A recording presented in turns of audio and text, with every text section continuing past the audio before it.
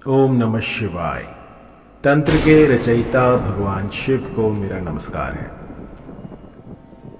आज मैं आपको बताऊंगा एक ऐसा मोहिनी मंत्र जो कि किसी को भी क्षण भर में आपके अधीन कर सकता है।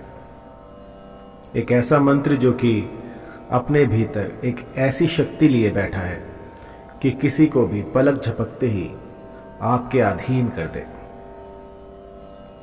इस मंत्र पर लगभग 15 साल मैंने रिसर्च किया है और जिसको मैंने ये मंत्र दिया है इसने अपना काम बखूबी किया है। इस मंत्र की इतनी शक्ति अपार है कि एक बार किसी पर कर दिया जाए तो रात दिन बस वो आप ही के बारे में सोचता रहेगा। बहुत ही अद्भुत, बहुत ही चमत्कारी मोहिनी मंत्र जो कि विरले ही कहीं मिल पाएगा। यूं तो मैंने बहुत सारे मोहिनी मंत्र दिए हैं और न जाने कितनों के घर जो है वो इस मोहिनी मंत्र से बसे हैं।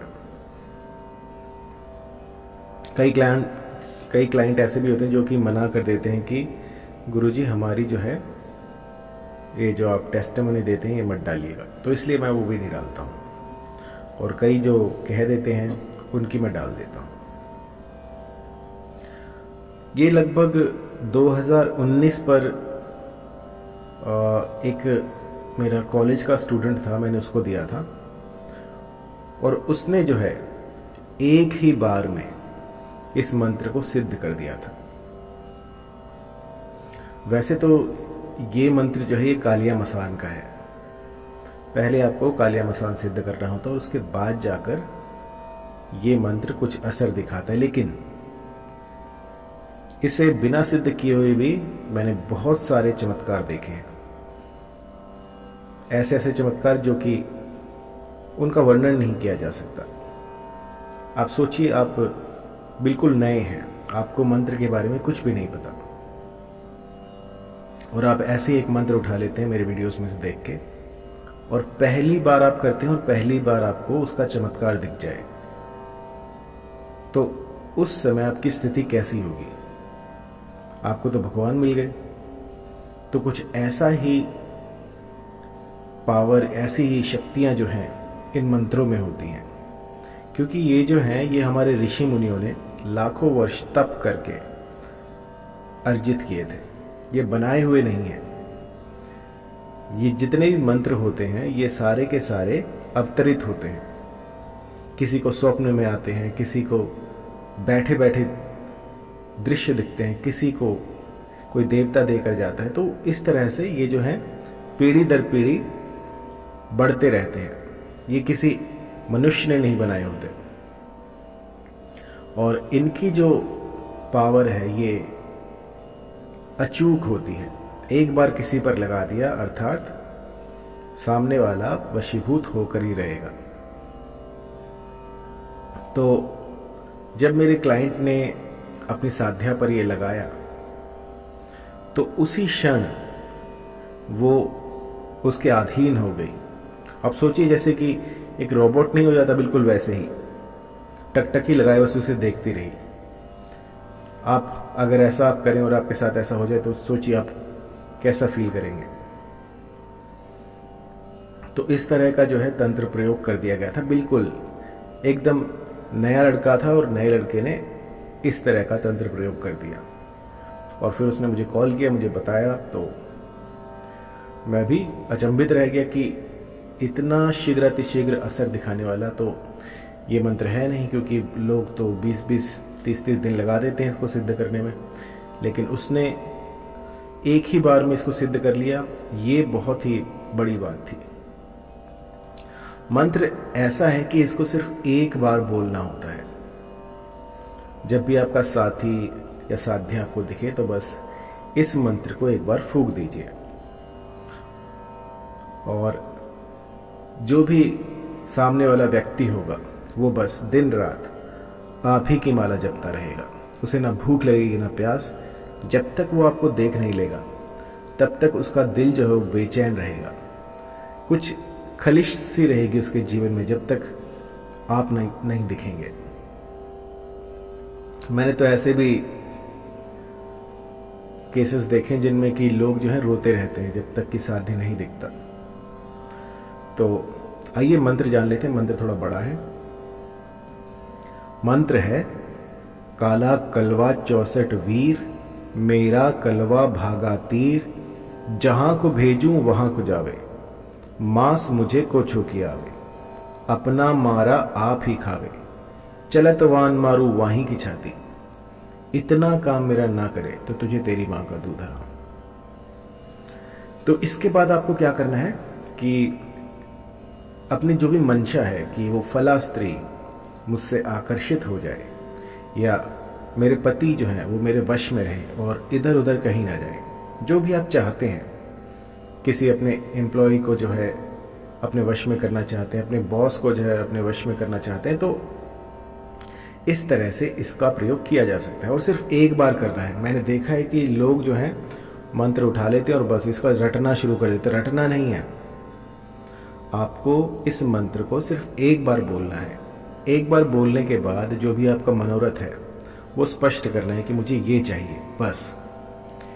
ऐसा नहीं है कि दिन रात बस इसे रटते रहे, तो ये जो है ये काम नहीं करेगा।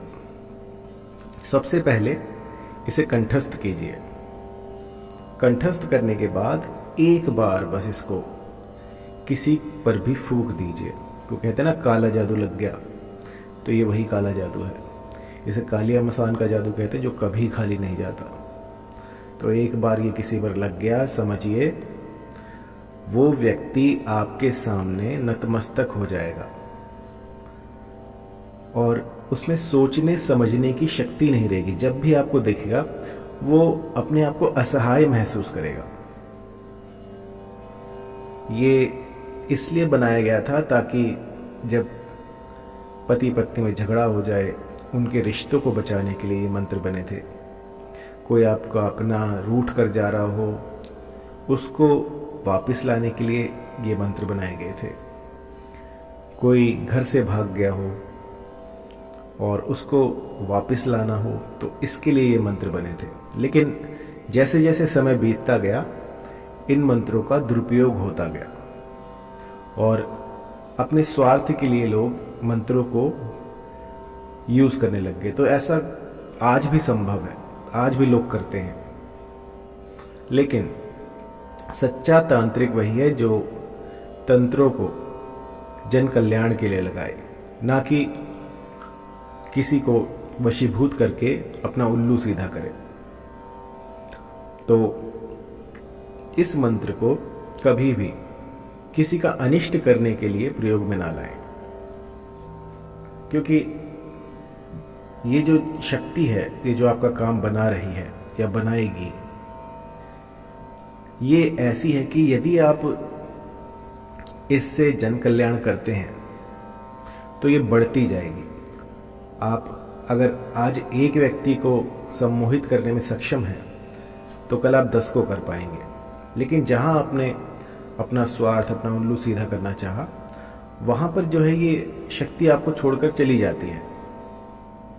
मन में पवित्रता होनी चाहिए। यदि किसी के प्रति घृणा है, किसी के प्रति लालच है, द्वेष है, तो ये चीजें काम नहीं करती हैं। स्वच्छ मन से बस आपको जो है मंत्र का जाप करना है, तो कुछ ऐसी शक्तियां उत्पन्न होती हैं इस धरा पर जो कि आपके काम बनाने शुरू कर देती हैं। हृदय कोमल होना चाहिए। पता लगे मुंह पे राम राम राम हो रहा है और बगल में आपने छुरी रखी हुई है। मन, अपनी वाणी और अपने विचारों से पवित्र हो जाइए। अब आपने बहुत बार सुना होगा कि लोग कहते हैं कि सच बोलिए, झूठ मत बोलिए। क्यों ऐसा होता था? वो इसीलिए होता था क्योंकि अगर आप झूठ बोलते हैं तो ये सारी शक्तियां जो हैं ये क्षीण हो जाती हैं। आपके भीतर कुछ ऐसे केमिकल रिएक्शन होते हैं जो कि आपके लिए ठीक नहीं है।